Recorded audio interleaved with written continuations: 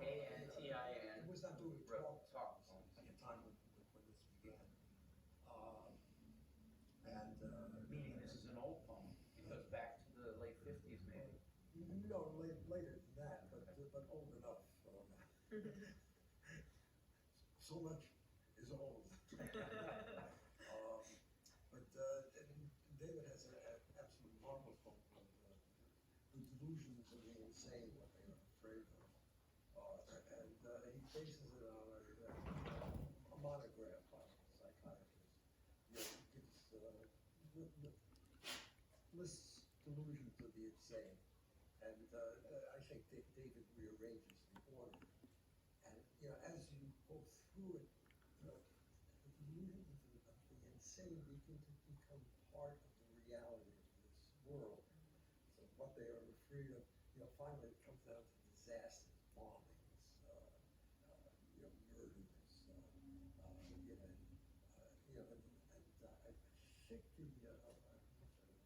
I think suicide of the soul.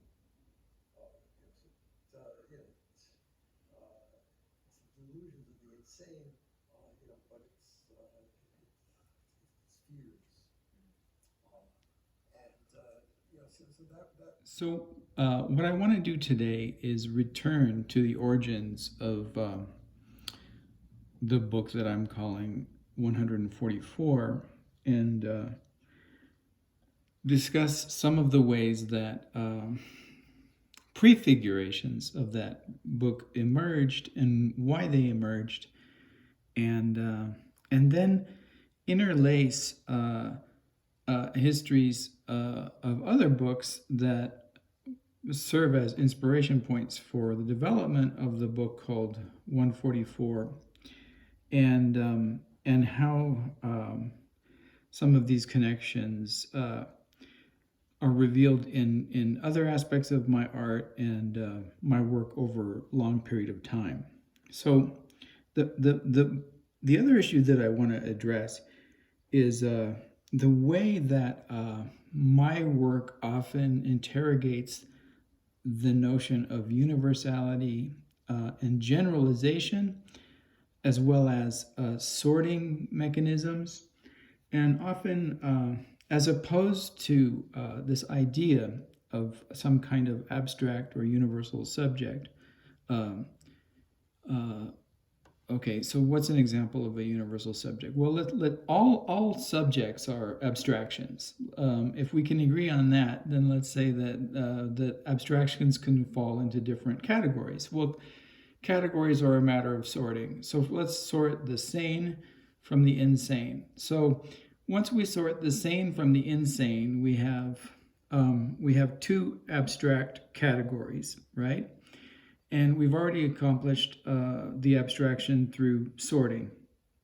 But because they're abstract, we can generalize them. For example, if we say the insane, we're not talking about a specific designation of, say, psychotic individuals or individuals diagnosed with bipolar illness or women. So going back to the origins of the book, called 144, and the list of the delusions of the insane, or what they are afraid of. David Antin's list poem. He, in using the word insane, has already abstracted further from the original title of that piece, which was a list created by this author and psychiatrist Thomas Clouston, who was Thomas Clouston was a Scottish psychologist whose work, largely occurred in the late 1800s, and he was what I would call sort of moral hygienist. That is to say that he believed that mental illness, insanity, and different aspects of insanity was a result of sort of a lack of moral hygiene, right? So this position that he takes is clear from the fact that he advocated for, he was a teetotaler, he advocated for this kind of healthy living. He suggested that even though there was a distinct difference in the intellectual and educational development of boys and girls, that girls also would benefit from the experience of and availability of outdoor exercise and certain kinds of regimens of the body, right? So morals affect the brain, and the body affects the morals, and it's this kind of Victorian social hygiene that, in its more insidious forms, became the application of eugenicist projects developed by the Nazis and others. I mean, but not exclusive to British and European advocates for this form of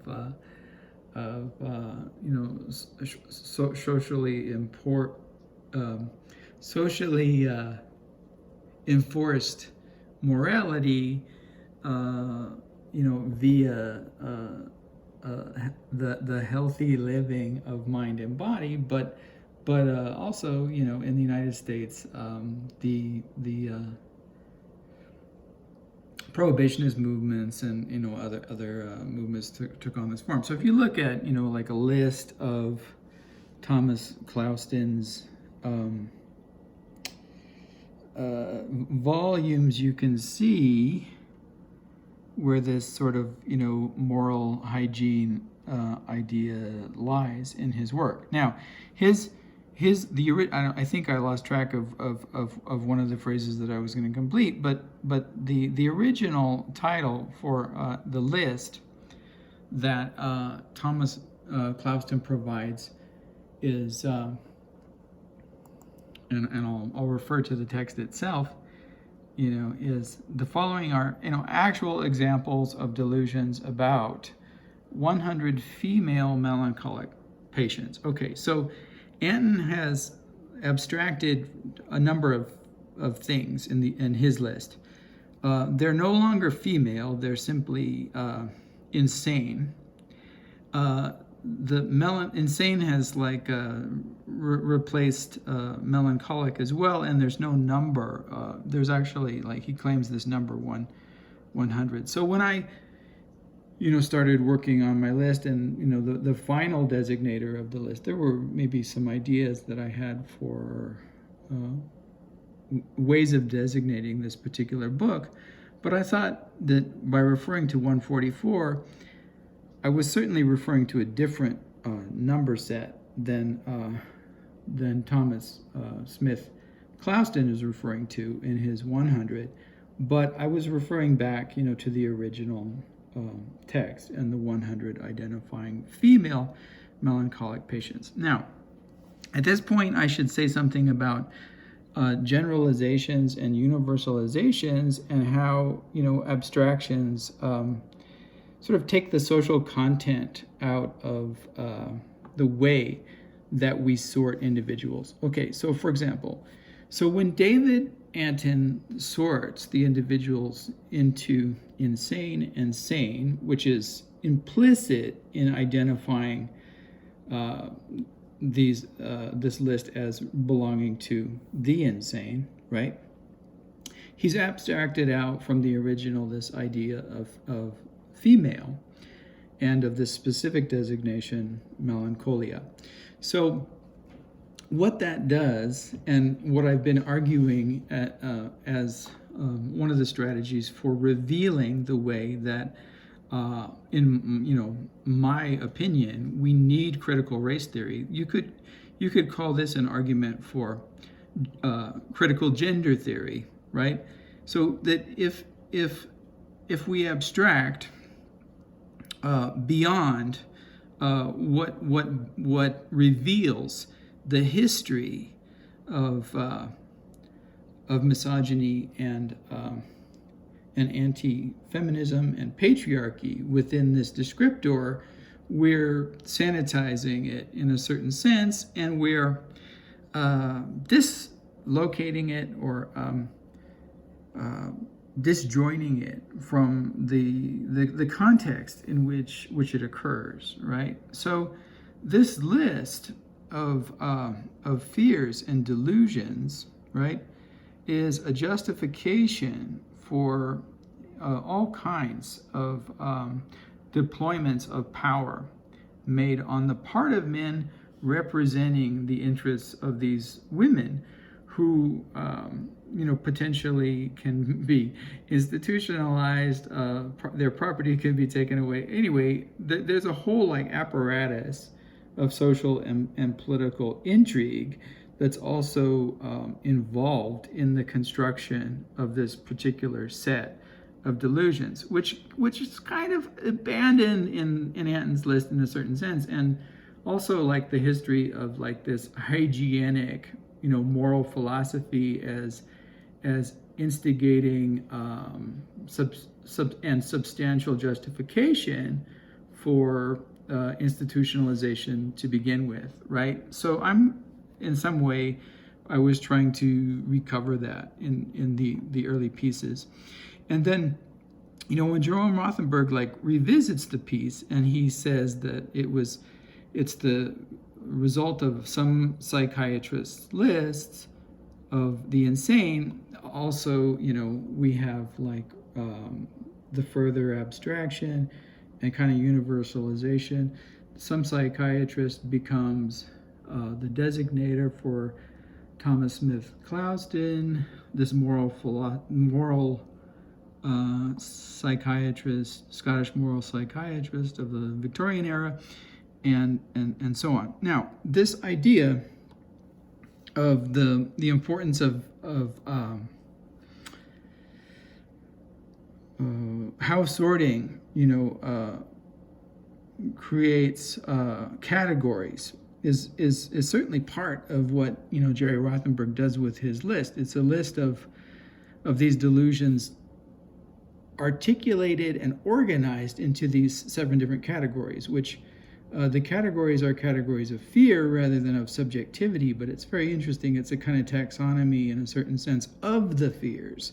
So there are one category is animals, one category might be human beings, one category relates to phobias, and these different categories. So sorting is already what we're doing from the very outset, in sorting sane from insane, and then the taxonomy of these lists, tend to further sort and hierarchize descriptions of the severity of alterity, right? So, for example, melancholia may be a treatable instance of alterity or otherness, but conditions of psychosis that belong to either categories of bipolar disorder or schizophrenia may be seen as pathological conditions of such great severity that they're essentially untreatable, which would further disenfranchise the individual from sets of rights that we would generally grant a human being. So the lists also serve that function, right? So the idea of the abstraction, the general versus the specific, allows me to talk about one of the terms that I often use in describing subjectivities, which is positionality. So what is a positionality, right? Okay, well, I use it in 2 different ways, and probably neither one of them is standard or in keeping with the phraseology of the academy. But the first way that I use it is as an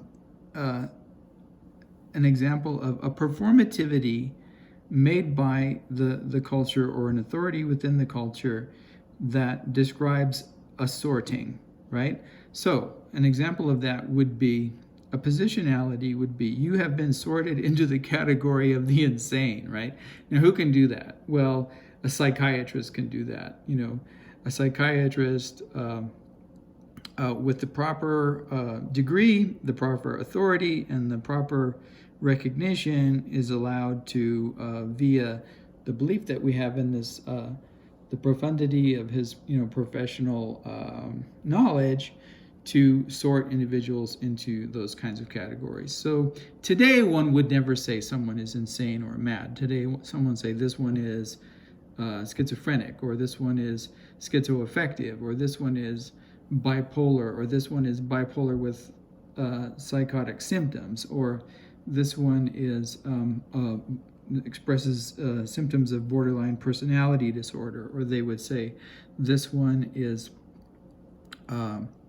a malignant narcissist, or anyway, any of these categories are acts of sorting, and therefore being sorted into one of these categories is a designation of a positionality. So positionality is what I use to describe an act of a performative that sorts. And the reason that I use that terminology, positionality, as opposed to identity, is because I assume that an identity in some way is also a social construction of the set of the entire set of sorted positionalities made upon an individual by social authority, and one's total set of relationships to those articulations of performativity made by a particular subject, the total set of relationships to all of those acts of performativity and sorting. In other words, if society says that one's, this one was born a girl and so is female, but the subject has a different relationship to self-understanding than that authoritative, an authority figure would, or authorized, performative is, then the identity is different, right? Then it would be if that subject says, yeah, I was born this way and I got sorted into this category, and so that's what I am, right? So identity includes a lot more than positionality, but I also use the word positionality to designate the subjectivity of an individual's own self-understanding of the sorting process. So the way that that individual sorts themselves, himself, herself, themselves into these different categories, I also call positionalities. So positionality can be like the way that so a positionality, if you make an analogy to space-time coordinates, could be one aspect. Where are you in time? 10 o'clock, right? But where are you in space? Well, I'm in Fort Defiance, Arizona, in my house, so that's another coordinate. But like, what's your emotional attitude? Well, I'm trying to right now discuss some of the ways that I conceive of personality and the way that we are organized in social arenas, and I enjoy that kind of mental activity. So I'm relative, anyway, all of these different aspects of locus, right? describe one. So positionality can refer to one of those coordinates or to the sum of those coordinates. So I use it in different ways, and why I use it is to reveal some of these things. Like I've talked about Mitch McConnell and the way that he says we Americans don't need to do this. And like, well, what are you even talking about, Mitch? Where are you located? What position are you? And he acts as if this is a universal thing, and without saying like, no, I'm a white, I'm a white, privileged, conservative American who like believes in the sort of moral security and substance of my position and my power and my privilege and my resources, and as far as I'm concerned, that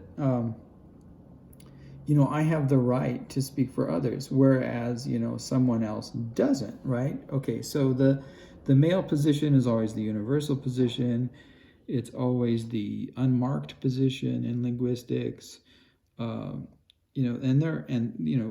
same for race. The white is unmarked and everything else is marked, meaning that there's this unconscious, unspoken thing going on in the language that says, unless we say otherwise, we're talking about men. So that you don't have to say man, you don't have to say white, you just have to say, you have to designate the other ones, women. So this is why the word woman is marked here, because he's talking about woman. He's not talking about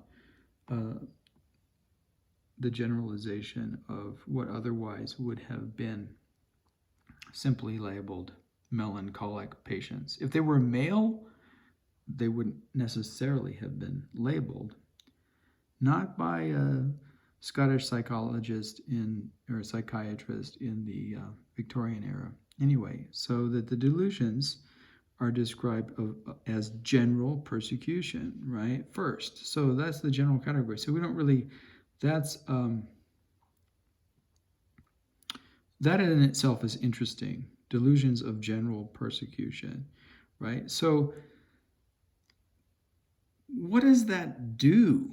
Like, to the subjectivity. Now, I recently read a piece of that I suggested that were our, and when I said our, I meant my. I often use the plural to refer to myself because there are many of me.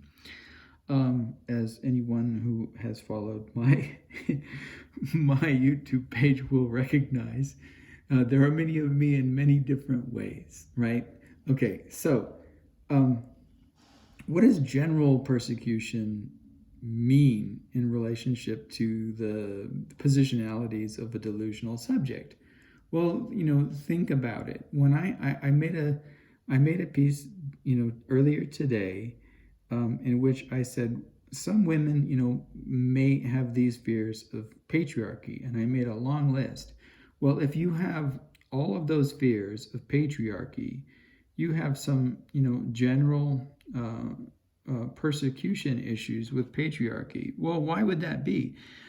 When you sort the generalization into the subject rather than into the object that's persecuting you is the patriarchy. It does so in general ways, right? It doesn't just do it in one way. Like this one got persecuted by patriarchal violence. This one got persecuted by patriarchal silencing. No, patriarchy does all of it. It's the source of the generalization. Okay, so what I'm trying to suggest here is that by placing the rationale of feeling a generalized persecution on the subject that's being sorted as a delusional subjectivity positionality, right?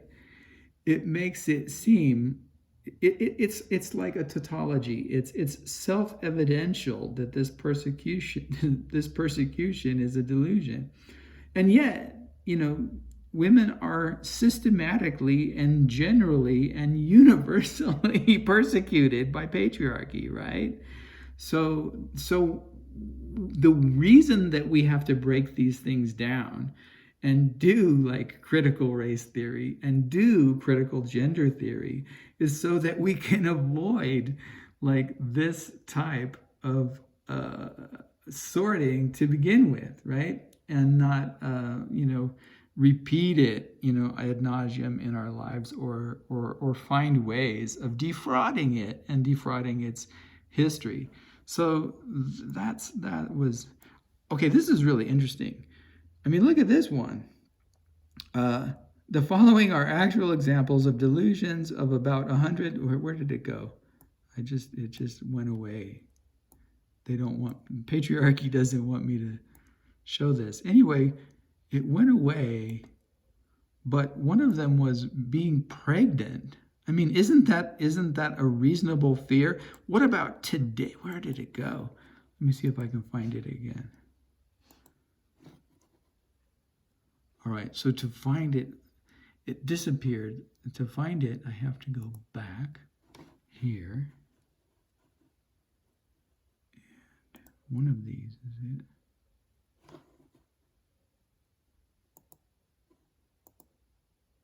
Nope.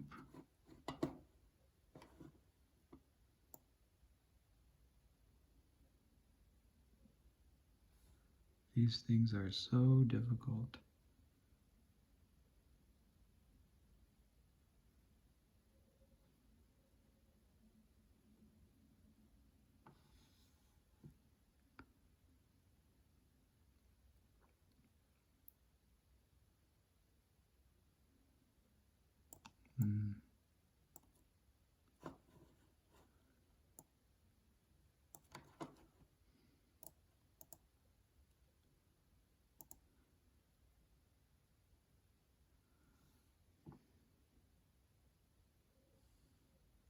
This one, rape being practiced on her,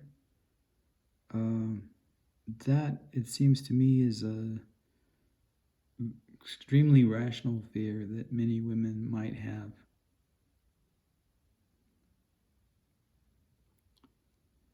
The other one that I wanted to look at, and I can't find it because I am having an extremely difficult time navigating this page, but you'll have to remember and take my word for it, being pregnant. Well, in light of the piece that I made earlier today, isn't being pregnant a real fear that women, even in the United States, after this court ruling that by the Supreme Court that Texas is allowed to ban abortions? Wouldn't that be a fear? A fear of being pregnant? Anyway,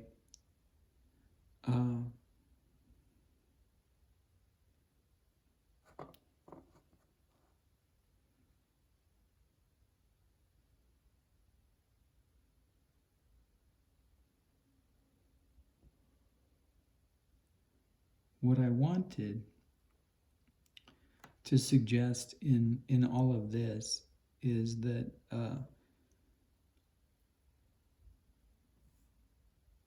the fear of generalization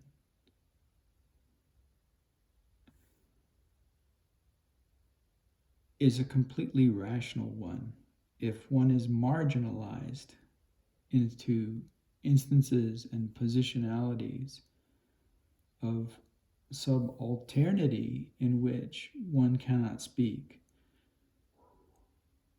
So if one cannot speak unless one is generalized in such and such a way, then the fear of generalization becomes greater than if one is, say, merely a psychiatrist, or merely an American, or merely a poet, or merely an artist, or merely sane.